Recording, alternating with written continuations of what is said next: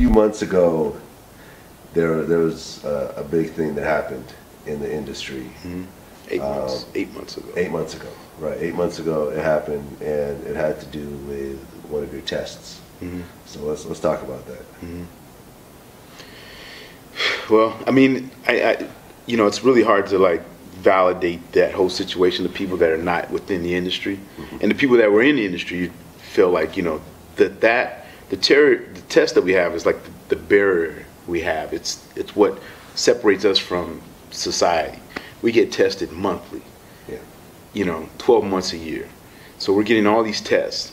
And what I caught was syphilis, and I caught it at a time where there was 2 different testing facilities.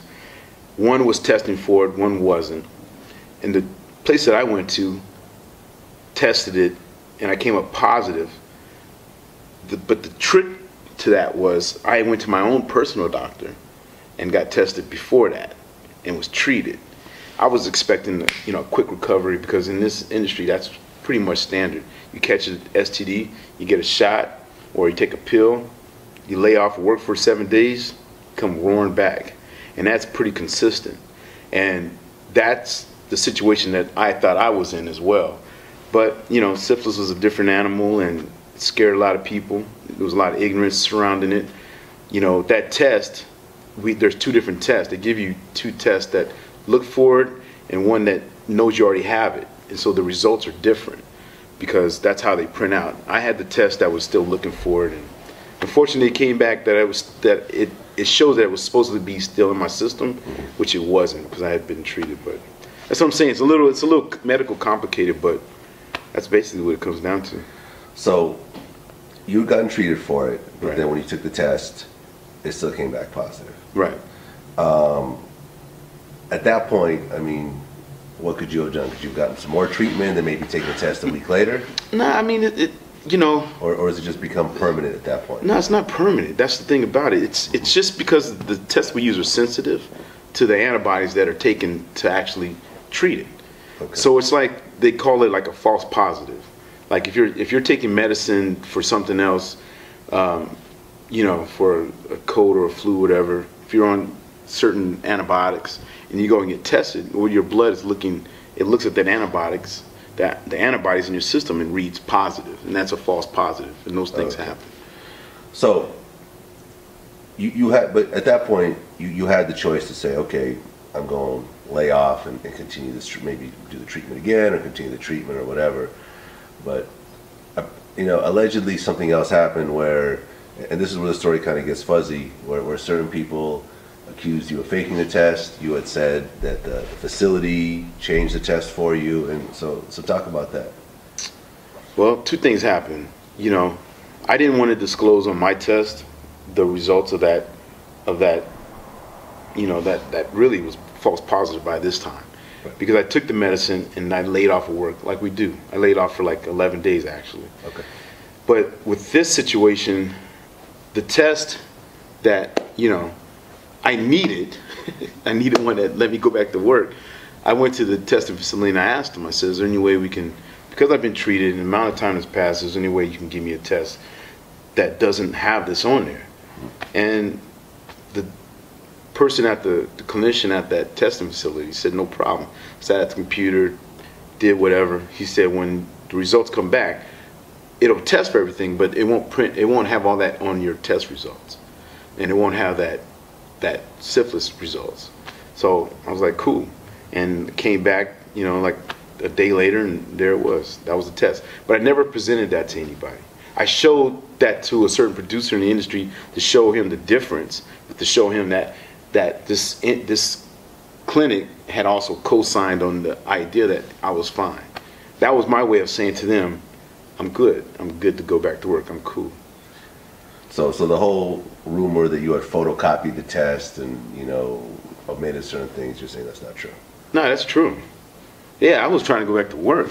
I was treated. There was no like, you know, normally there's a doctor in these places, and a doctor will say, hey, you know, this is what you do, or I'll sign off, or your treatment is good, or, you know, the thing with syphilis is that there's a number that's associated with it, and it reads reactive. Because of the medicine, it reads reactive, but you've been treated. Unfortunately, they didn't implement the second test till after I went through all my bullshit.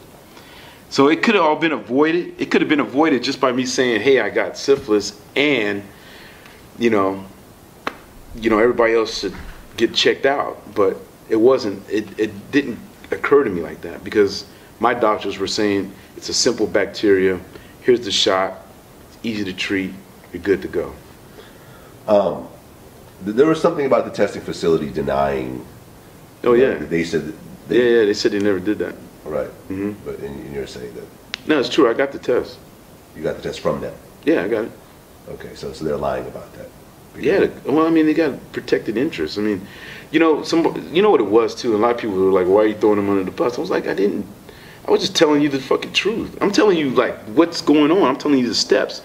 Yeah, most motherfuckers don't even give a fuck. To be honest, they don't care. They just want syphilis. It was rare. It was just something that it was a fluke. You know what I mean? And our testing facilities weren't even. There were two different. They had two different protocols set in place. One was able to they even said if I came over to them, they would have had a doctor sign off and say he's been treated, he's good to go, he's non-infectious. But they didn't have that shit in place. Do you know of anyone that caught it from you? No. Nobody. So you didn't spread it to a single person? No, it wasn't even, you know, the problem that went out too was like, you know, cats were quick to throw me under the bus. Right. They were like, you are the reason why the industry shut down, and you are the cause of the outbreak, and you know, and I was like, yo, that's not, I just admitted to this test. I admitted to having this STD, but I also said I got it treated, and I didn't work with anybody and infect anybody. But that's not what they heard. All they heard was, you know, this dude got it, so let's shut down the industry. And I don't think, I'm one dude, man. I don't think this industry will allow me to shut down their ability to pay their mortgage and their child's college tuition. They wouldn't allow that to happen. People were still shooting. The industry never shut down. Okay, so people never stopped shooting? Nah, they never stopped shooting. Of course, this industry's too big for that shit. It was just, you know, it was also political. It was a Measure B thing going on, and you know, there was the condom law that was going to be voted on.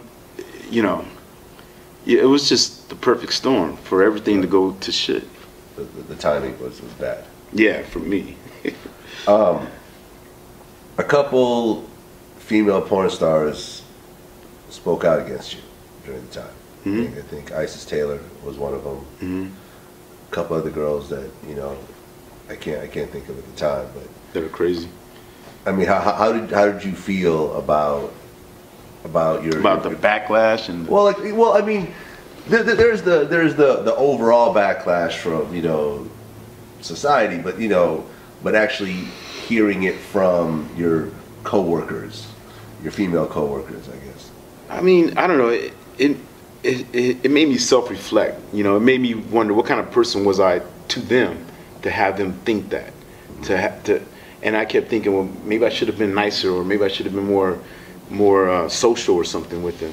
You know, I didn't have a relationship with Isis enough, and I saw that she was quick to like say things that I like. Okay, I don't even really know you like that. We never worked together, and you know, she came into my office, and I got her bent over in my office, and I'm taking pictures of her and everything, and you know, she was in my office chilling, cool as fuck. You know what I mean? Like, we talked about shit, talked about where she was born, where she was raised, how she got into porn. So for me, that was totally taken out of context. It was almost like it was bandwagon. It was like, you know, I'm angry at something, and so I can be angry at him.